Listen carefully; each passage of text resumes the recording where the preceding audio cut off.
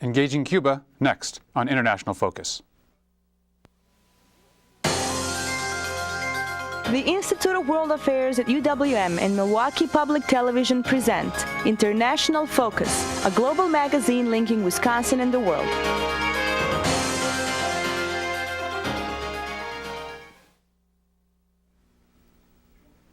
Welcome to International Focus. I'm Robert Ricigliano, Director of the Institute of World Affairs at UWM. For half a century, the U.S. embargo of Cuba has effectively separated our country from our nearest Caribbean neighbor.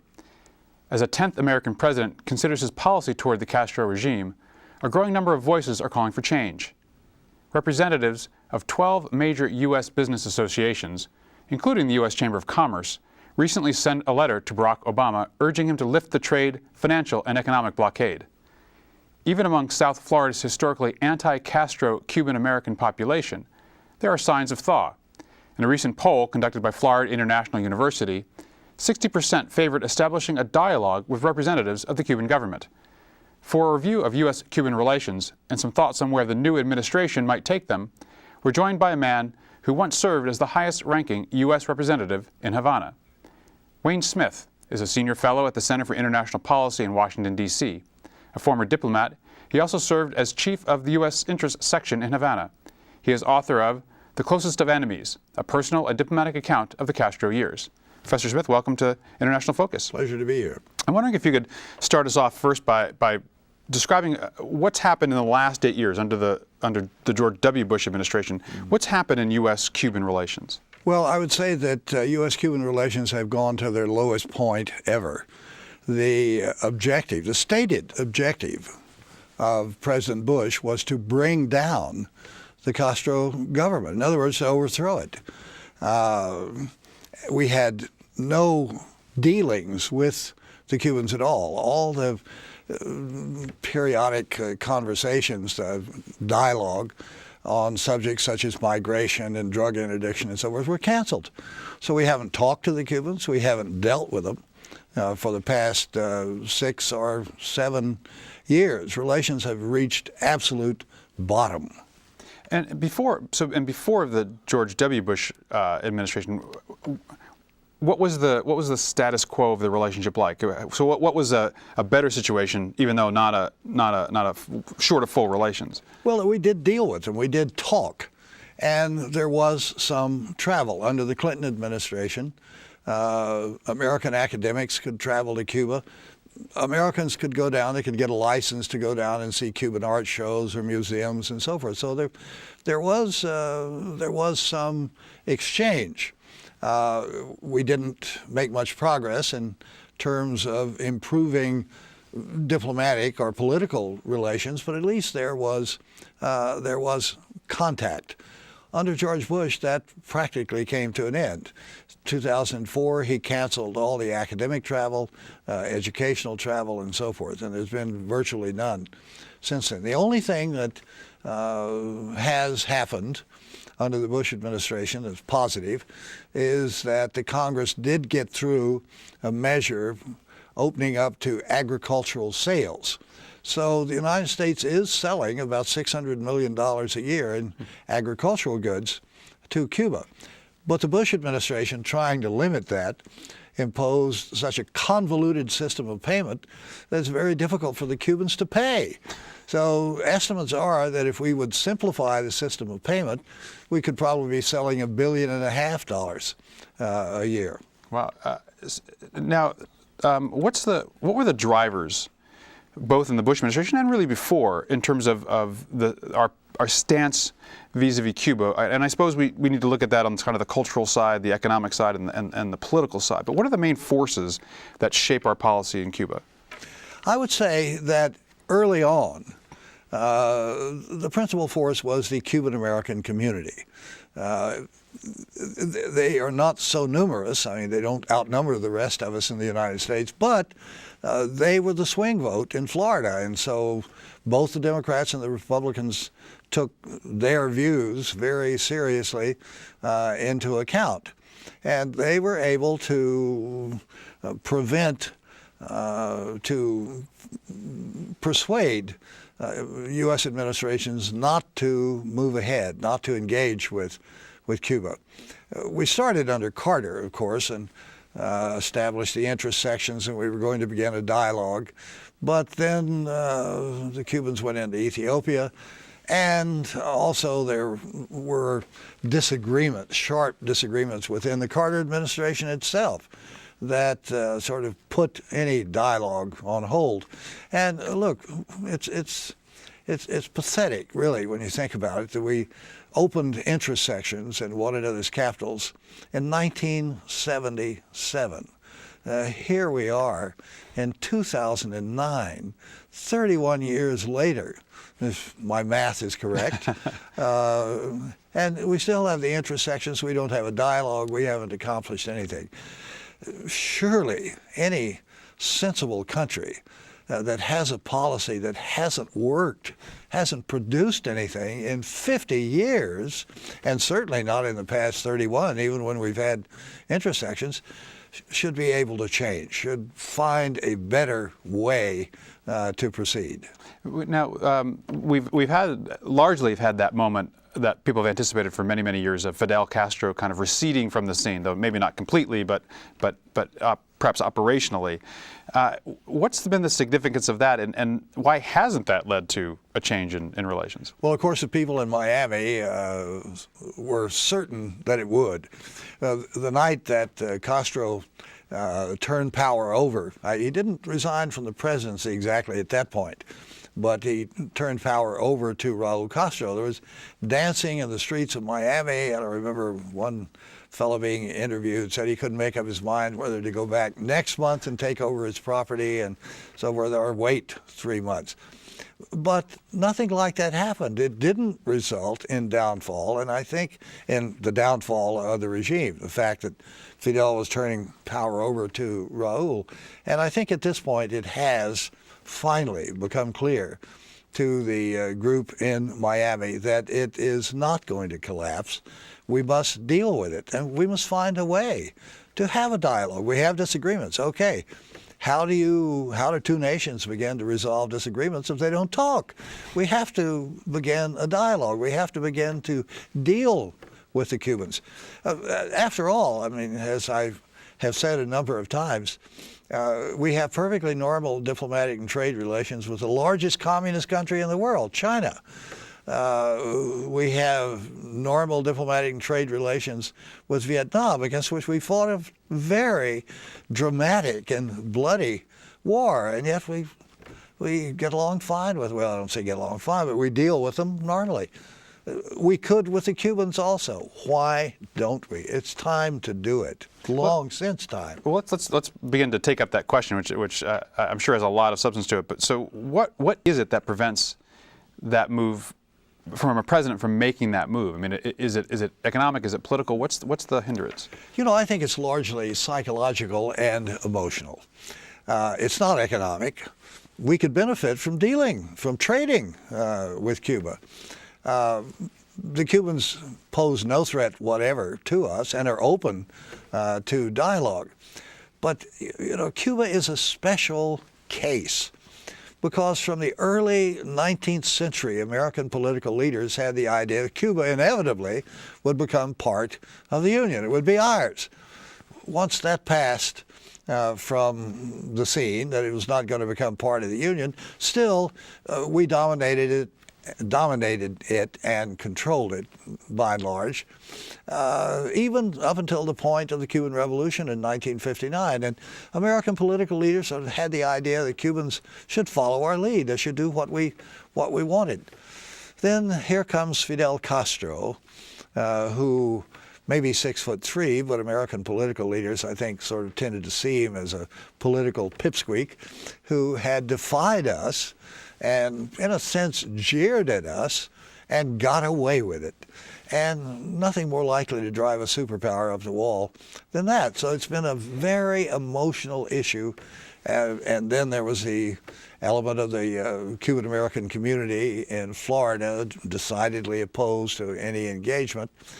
Hopefully, that is now behind us. Hopefully, these psychological hang-ups we had with Cuba are past. I can't imagine that President Obama will have any. Things are changing, as you were saying. Things have changed in the Cuban-American community, and it would be to our economic benefit to begin to trade. So surely we can now see through all this and begin a new policy. We just have a couple minutes before the break, but I wanted to, I don't know if this is a quiz I want to give you, but one of the major issues that the U.S. had with Cuba in the Cold War years was we wanted to deny the Soviets a base, a strong base in our backyard. And that answer now has largely gone away. I mean, Sure. The threat that Cuba poses to the U.S., has that basically gone away? Yes, Cuba poses no threat whatever.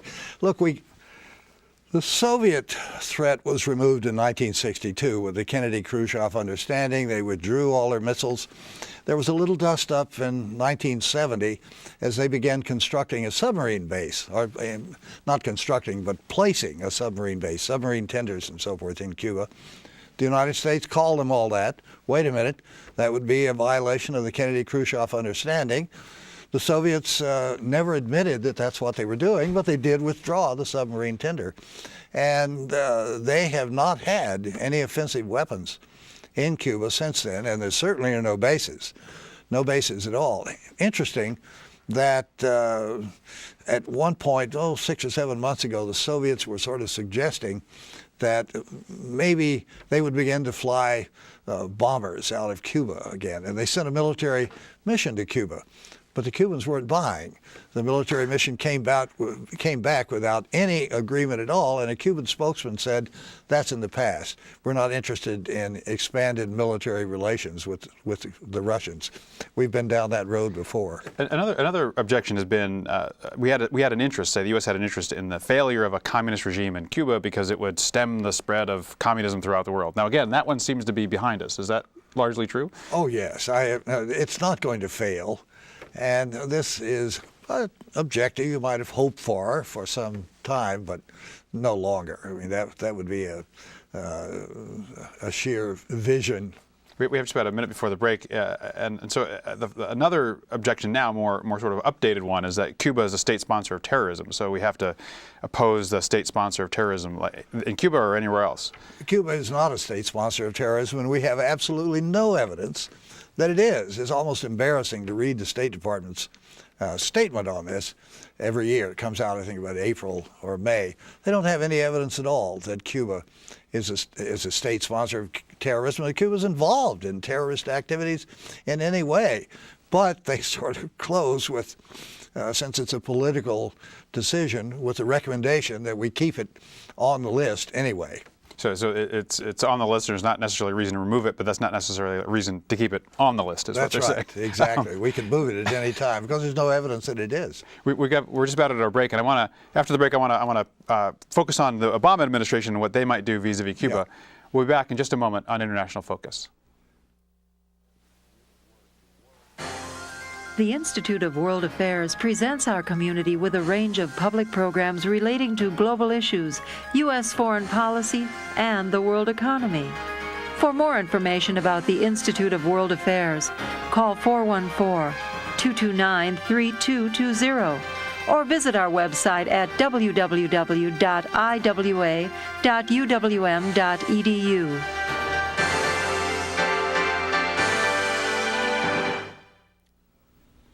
Welcome back to International Focus. We're talking about the possibility of engaging Cuba with Professor Wayne Smith of the Center for International Policy.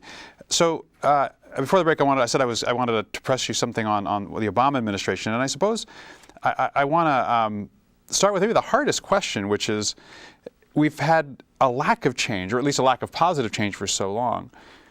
What is there in the environment now that might actually provide the opportunity for the Obama administration to make a change? You know, I think there's a realization in the United States, among the American people, even among the Cuban Americans, that it's time for a change. This hasn't worked.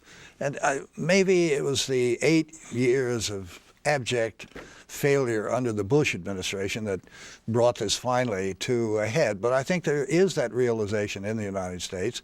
We do need a new policy towards Cuba. Granted, Cuba is not going to be a priority issue. We have Afghanistan, tensions in the Middle East, tensions between Pakistan and India and so forth, and getting a U.S. economy back on track. But you could accomplish so much in the Cuban case doing so little and at virtually no cost. Obama has said that he will lift the restrictions on Cuban-American travel, on family travel, and allow them greater leeway in sending remittances to their families on the island. Good, those are good steps. But what about the travel of academics and the educational travel? They were also cut off at the same time in April of 2004 by executive orders.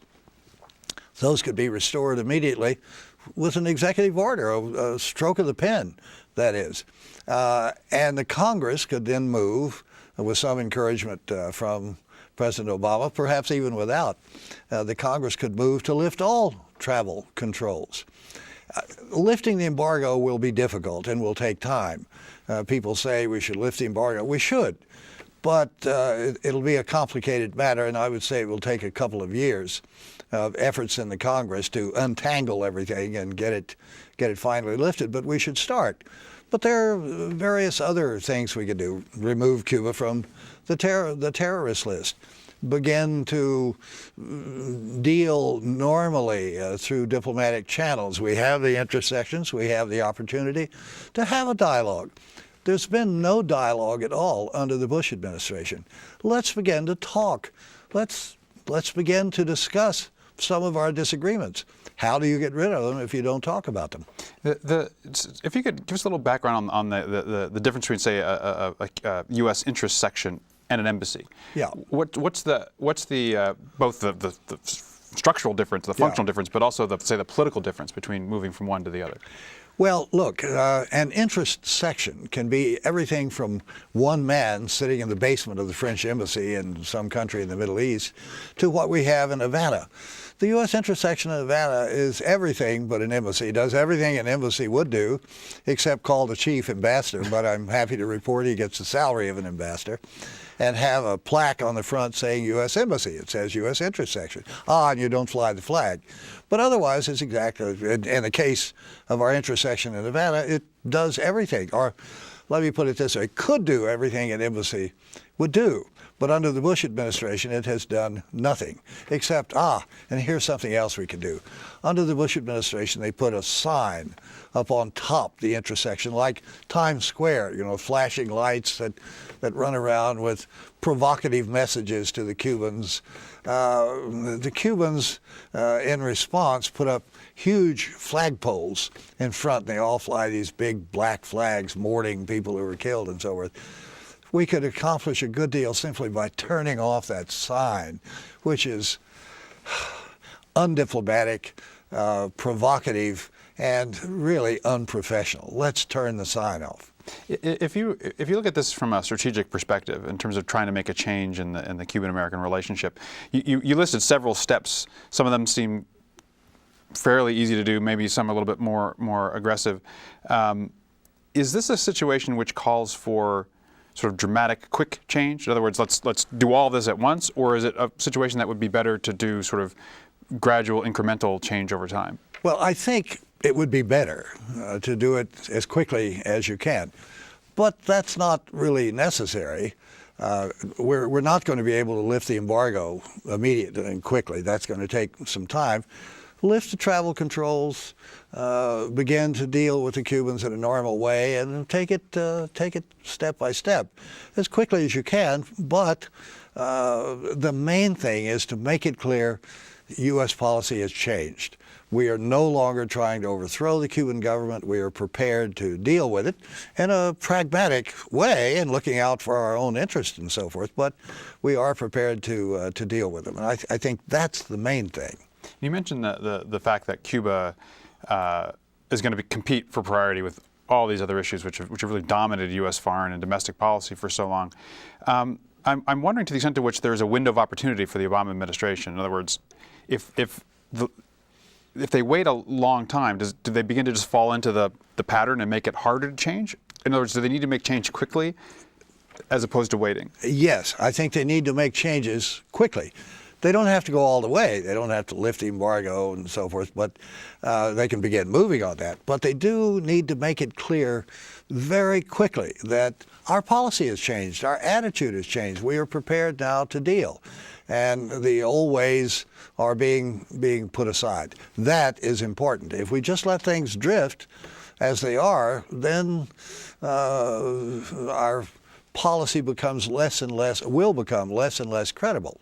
You referenced earlier sort of the cost and potential benefits of making this. I wonder if you could give us a little more attention on that issue. Sort of, what are some of the costs to either Obama as a leader, to the administration, as a government, to making these steps, and what are the benefits, short term and long term? I don't see any losses. Beginning to lift travel controls, we don't lose anything from that. Another point here is that the Latin American governments are urging, I would go so far as to say insisting, that we change our policy towards Cuba, and that's another reason to do it. We need a new beginning in Latin America. The U.S. image in Latin America has never been so low as after these 8 years of the Bush administration. We need to make a new beginning. We need to begin to deal with the Latin Americans in a more pragmatic way. We can't deal with them as we used to 30 or 40 years ago. They're not dependent on us anymore. They want to be treated more equally, and we should do that. But the best way to indicate to the Latin American governments that we have changed and the policy is going to be different is by changing our Cuba policy. I'm wondering if you could take a few minutes and look at the potential change from the Cuban perspective. In other words, how open is the government of Raul Castro to any kind of a change, and to the Cuban people in terms of their attitudes toward the United States? Look, the Cuban people, I think, are perfectly open to change with the United States. Cubans, and it's an amazing thing, but the Cubans still have a great affection for Americans and for a relationship with the United States, and they want it. As for Raul Castro, as I was leaving Cuba in 1982, I had an occasion to have a long conversation with him, and he was asking, why is it so difficult to begin a dialogue? You have your system, we have ours. We're not going to change ours, and we don't expect you to change yours. But we do have disagreements that would benefit both sides to resolve. So why can't we begin a dialogue with the purpose of resolving them? And that was in 1982.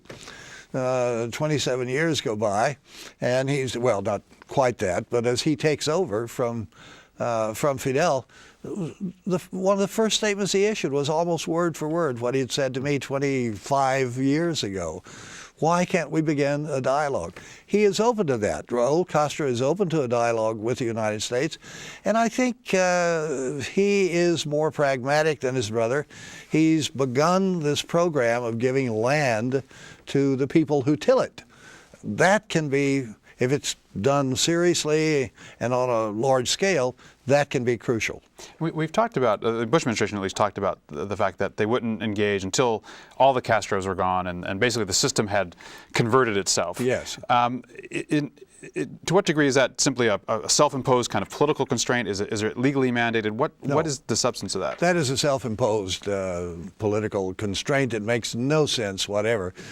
If you say to the Cubans, we will not deal with you until you have a democratic system, you've released all political prisoners and so forth, that's the best way to make certain that they never do any of that and that we never have any relationship with them. Look, I'd like to see, of course we all would, we'd like to see the political prisoners, still about 240 of them, released.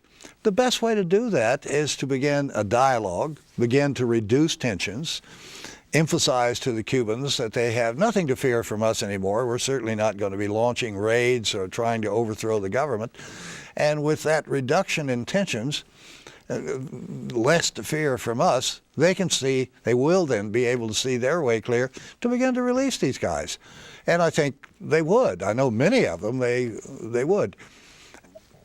And begin to relax. They can have a looser political system, let's say a more relaxed political system, when they're under less threat, less tensions from the United States. We've just got a minute or so left, so I'm wondering if you could put on the prognosticator hat and look into what do you realistically think we can expect over the next 6 months or so from the administration? You know, I would hope, and I would expect, because there's no reason not to do it, that the Obama administration will move to lift travel controls, that it will begin a dialogue of sorts. It will begin to deal with the Cuban government again and will make it clear that it has nothing to fear from us. Our objective is no longer to overthrow it. I would expect that they can do that. The Obama administration can do it and will do it. Now, we don't know yet who the Assistant Secretary for Latin American Affairs will be, or who's going to be running Cuban affairs. I think the most important thing is to remove all those who have been dealing with Cuba at all. Remove the chief of the U.S. Interest Section in Havana, remove the people in the Office of Cuban Affairs in the Department of State, get some new people in who are ready to deal. Well, apropos of that, I'm assuming you'll return any phone calls the administration might make to you in this regard. I don't fear that. Wayne Smith, the Center for International Policy. Thank you very much for your thoughts on Cuba, and to our viewers, we'll see you next week on International Focus.